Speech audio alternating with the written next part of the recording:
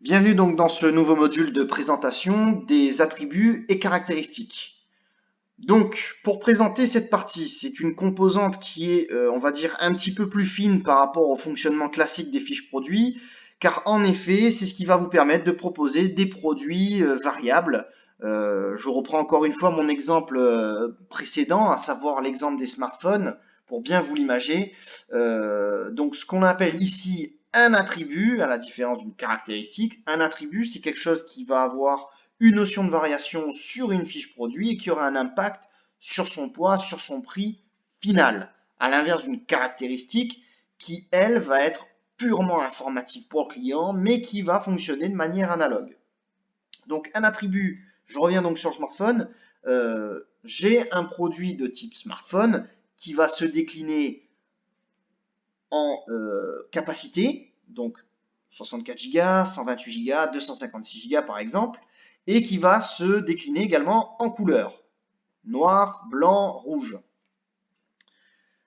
Donc l'intérêt est ici de créer une seule fiche produit bien sûr et de ne pas à chaque fois en créer une pour le rouge en 64, une pour le rouge en 128, non.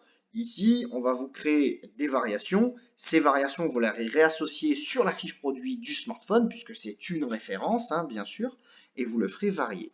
Donc c'est parti. Ici, je suis déjà en présence donc, des champs par défaut, donc je vais créer mon champ capacité, donc je vais ajouter un attribut. Pour l'instant, je suis sur les attributs, un premier onglet. Donc, je vais créer un onglet capacité. Capacité, donc ça c'est pour le nom public.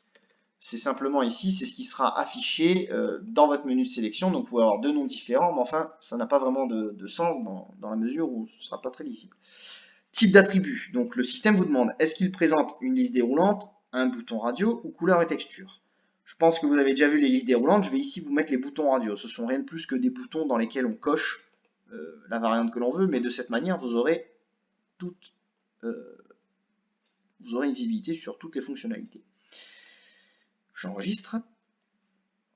Voilà. Donc, je vais maintenant ajouter une valeur. Donc, je rentre dans mon attribut, donc mon attribut capacité, et je vais ajouter des valeurs. Donc, c'est parti. Donc, par défaut, comme je suis rentré dans capacité, il me propose bien capacité, mais sachez que vous pouvez, au cas où, rechanger l'attribut que vous souhaitez modifier. Donc, je vais rentrer la valeur 64 Go. Donc, deux boutons, hein, comme toujours. Hein. Là encore, je pense que vous êtes en terrain connu pour ceux qui connaissent déjà PrestaShop. Enregistrer puis ajouter une nouvelle valeur. Enregistrer qui va simplement enregistrer et clôturer la fiche. Donc là, dans mon cas, vu que j'ai d'autres valeurs à rentrer, première option.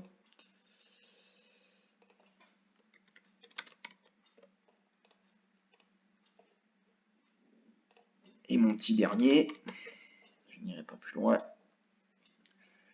Voilà.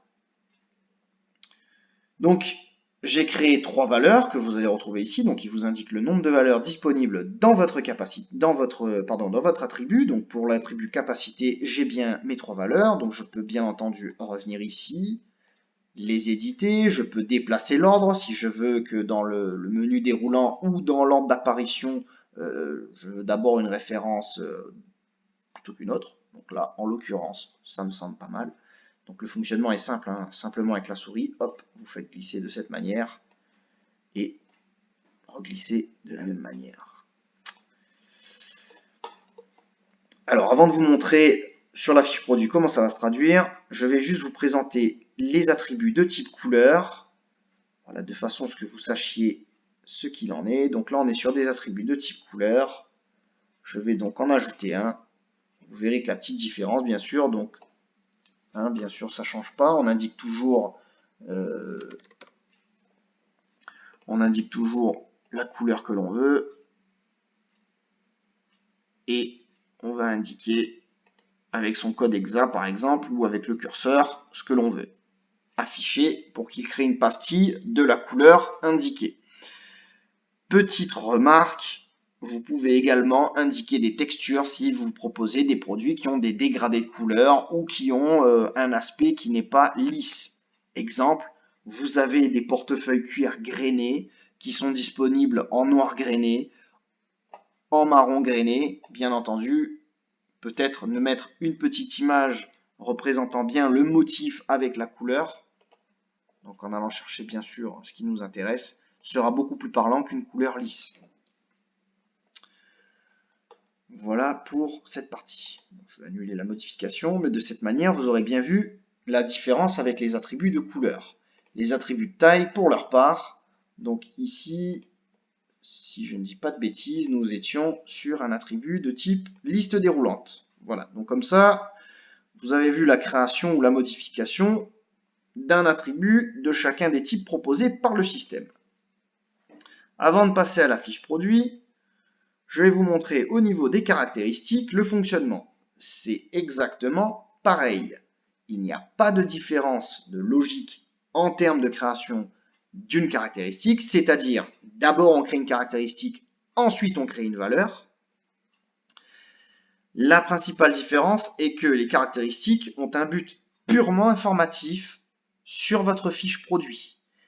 Remarquez également qu'il n'est pas obligé d'avoir des valeurs prédéfinies. Vous pouvez bien sûr en avoir, ce qui va grandement faciliter la tâche, mais il est évident que sur un attribut, par exemple, une caractéristique, pardon, je ne mélange pas les choses, sur une caractéristique de type taille, il est évident que, étant donné que les produits peuvent avoir énormément de variations à ce niveau-là, ils ne vont pas tous avoir des tailles tous prédéfinies les uns que les autres, on peut laisser cette caractéristique libre pour pouvoir choisir ce qui nous intéresse.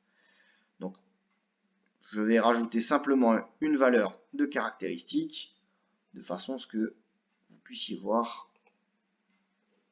Mais là encore, rien ne change.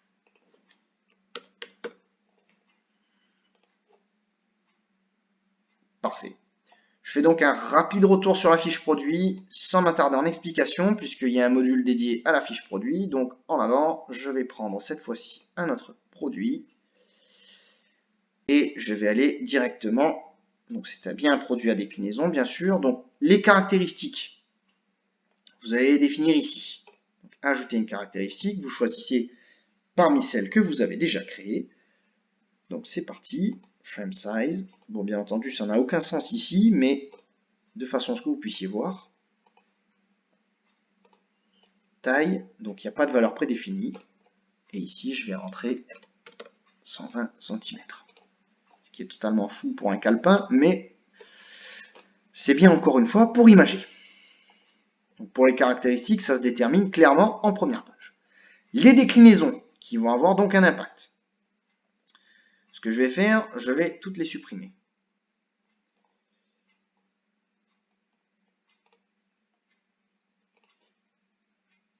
Et je vais proprement les recréer. Donc, je vais définir donc mes fameuses capacités qui étaient des boutons radio. Je vais prendre les dimensions et je vais prendre des couleurs de manière à ce que vous voyez les différences. Donc, je clique sur Generate.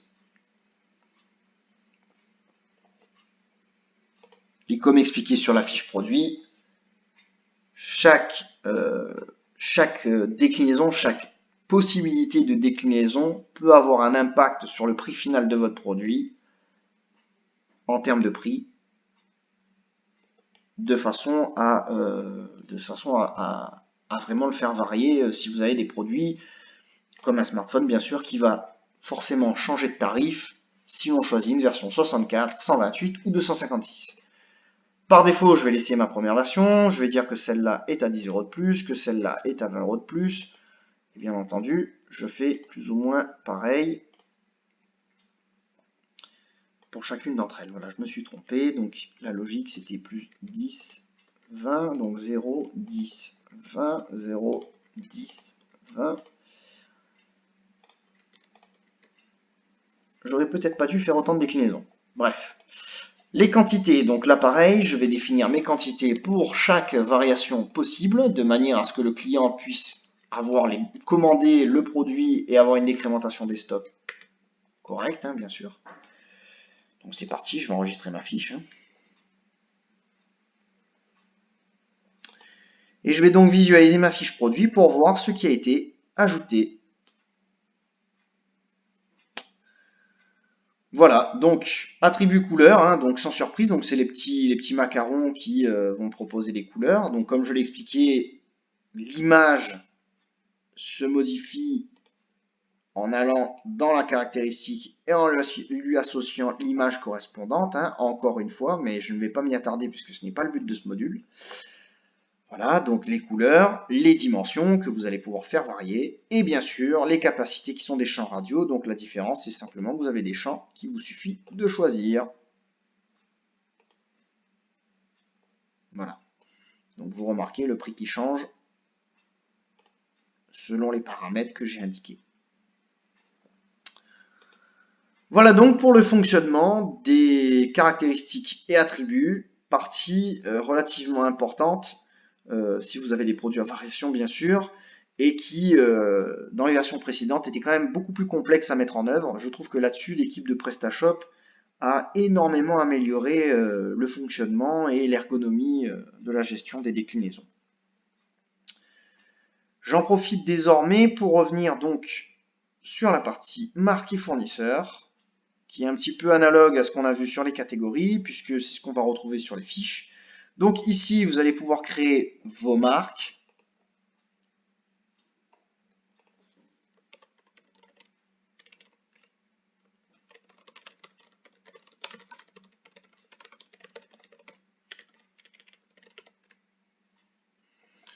Bon, balise titre, c'est-à-dire toujours la même chose. Ma boutique. La description.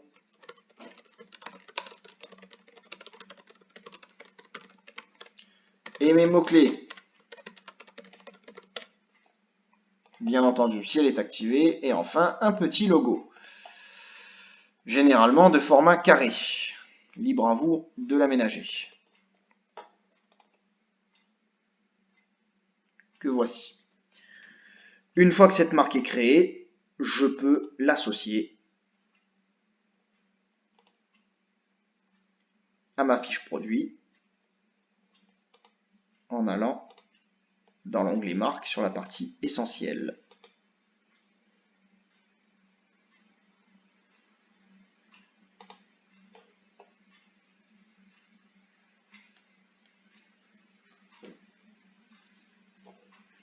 Donc, c'est une information qui apparaîtra ici, qui mettra un petit lien vers la marque. Quand on clique, on verra donc tous les produits concernant la marque Navilog.